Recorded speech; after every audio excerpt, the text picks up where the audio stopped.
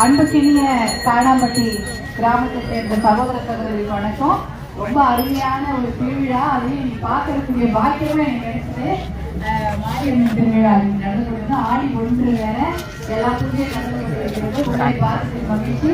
இந்த பகுதியில நான் மாமல்ல சின்னத்துக்கு வேட்பாளராக போட்டியிட்ட போது அனைத்து மகளிரும் சகோதர சகோதரிகளும் எனக்கு ஒரு மாமல்ல சின்னத்தை வாய்ப்பளித்து நிறைய வாக்குகளை செலுத்தி மிகப்பெரிய ஆதரவு.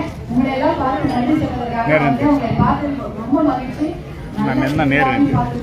கொடுப்பேன் உங்க ஊருக்கு இந்த திருவிழாவை பார்த்துட்டு என்னுடைய கொடுப்பனையாக நான் நினைக்கிறேன்.